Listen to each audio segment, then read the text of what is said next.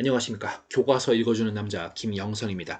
오늘 우리 같이 일본 근대사 시작해 보도록 하겠습니다. 자, 일본 근대사의 시작은 막부의 개항으로부터 시작이 됩니다. 막부는 일본 중세부터 해서 계속 권력을 잡고 있던 군부 정권입니다.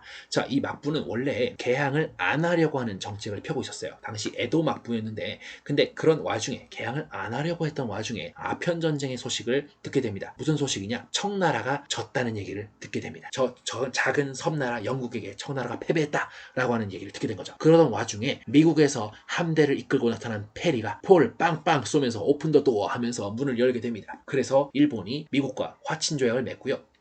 문을 열게 됩니다. 자, 생각해보세요. 문을 열지 않겠다고 하던 막부가 이 포를 빵빵 쏘면서 위협하니까 문을 열어줬어요. 막부의 권위는 당연히 추락하게 되겠고요. 그리고 일본 경제에 타격이 올 수밖에 없습니다. 공장에서 빡빡빡 찍어낸 그런 값싼 물건들이 일본에 들어오고 나니까 일본에 원래 물건 만들고 뭐 팔고 했던 사람들은 당연히 타격을 받을 수밖에 없죠. 그리고 그 타격을 정면으로 받았던 사람들 중에 또 그런 종류였던 하급 무사들이 이제 불만이 쇄도하게 됩니다. 막부는 권위가 약화되죠. 그리고 하급 무사들은 삶이 어렵죠. 이제 이도 저도 안 되겠다. 쿠데타 일으켜서 엎어버립니다. 그리고 역사의 뒤안길에 사라지려고 했던 그런 천황이 집권하게 되는데 그게 바로 천황 중심 새정부 집권으로 이어지는 것입니다. 그게 바로 메이지 정권이고요. 자, 여러분들 메이지 정권이 했던 그 개혁, 급진적인 개혁을 우리는 메이지 유신이라고 합니다. 메이지 유신의 핵심은 중앙집권 체제와 그리고 부국 강병을 수립하는 것을 목표로 했습니다. 각종 근대적 개혁이 있었는데 여러분 학습지와 보면서 한번 확인해 주시고요. 이 결과 천황제 국가가 확립되었다는 것을 기억해 주십시오. 이 과정에서 여러분들 메이지 헌법이라는 것이 제정되었다는 점, 여기에는 제국의회가 있지만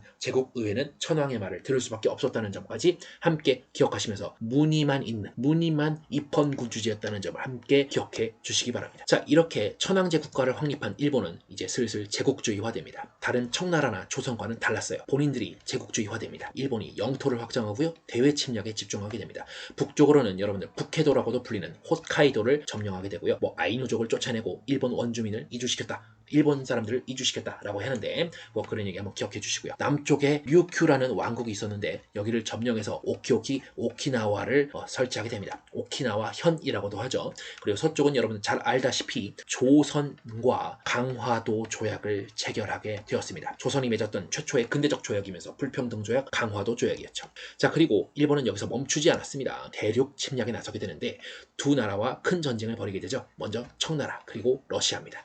자, 청일전쟁 보겠습니다. 먼저 계속 청나라와 마찰이 있었어요. 조선을 사이에 두고.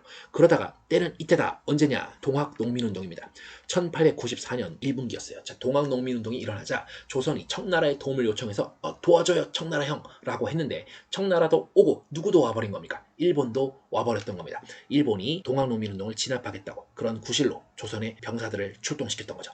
그리고 청나라와 일본 군대가 동시에 조선에 들어와 있습니다. 둘이 마찰이 일어났죠. 그게 청일전쟁입니다. 청나라와 일본이 싸우는데 전쟁터는 조선이었습니다. 일본이 승리했고요. 무슨 조약 맺었죠? 시모노세키 조약 맺게 됩니다. 자, 시모노세키 조약에서 랴오둥반도 빼앗기고요. 누가? 청나라가. 타이완 빼앗기고요. 누가? 청나라가. 막대한 배상금까지 청나라가 빼앗기게 됐는데 그 와중에 이 러시아가 와서 말이죠. 친구 둘을 데려와서 독일, 프랑스 친구 둘 데려와서 삼국 간섭을 하게 됩니다. 야, 너 많이 좀 먹는 것 같다. 너 좀 많이 컸다. 이러면서 랴오둥반도를 뱉어내게 됩니다. 일본이 랴오둥반도를 뱉어내고 나서 심정이 어땠을까요? 아주 기분이 나쁘죠.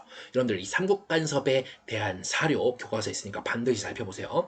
자, 대러 마찰이 일어날 수밖에 없죠. 러시아 싫을 수밖에 없잖아요. 그리고 러시아를 똑같이 싫어하던 섬나라 친구가 있었어요. 그게 바로 동료 영국을 불러옵니다. 그래서 영국, 일본이 동맹 맺어서 영일동맹입니다. 그리고 일본이 선빵을 때리게 되어 리순과 인천에 있던 러시아 함대를 선빵을 때리고요. 나중에 동해해전이라는 곳에서 일본이 또 대승을 이루게 되고요. 그래서 일본이 그냥 승리한 쪽으로 좀 기울게 됩니다. 그리고 미국이 중재를 나서서 포츠머스 조약을 맺게 되고요.